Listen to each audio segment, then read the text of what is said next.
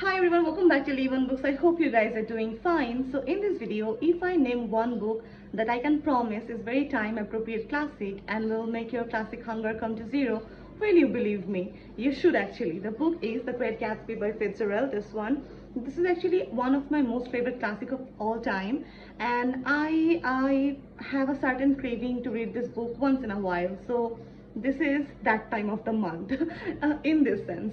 So yeah, so I thought about talking about this book to you all and let you guys motivate to read this as soon as possible if you haven't already. So if I talk about the core principle of this book, it talks about how unattainable the great American dream is.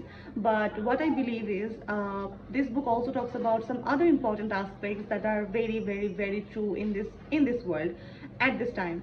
So a classic should be always time appropriate, and it should be something that can actually help you to understand something given your time context.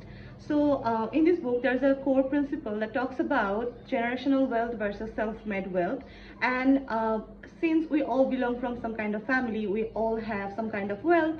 Maybe the amount is zero, maybe the amount is huge, so it doesn't actually make a great difference in the sense of like what should we attain, how we should pursue life, and how we should approach people that we love.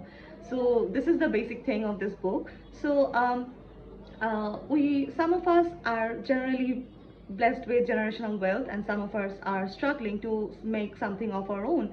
And in this great journey of struggle, or I would say persuasion, we often tend to make someone else impressed by our wealth, by our struggle and our hustle. And we also think like if we achieve a certain kind of thing, we can achieve that person, that society might include me.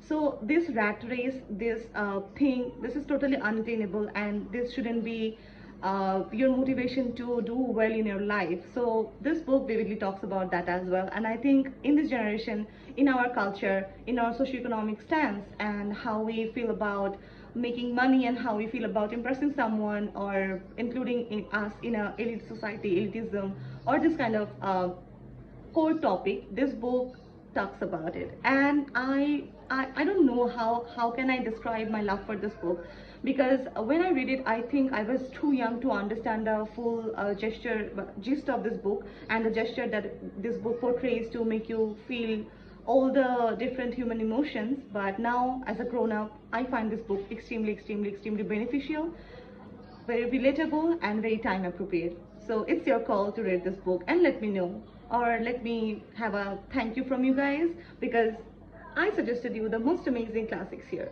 So bye bye.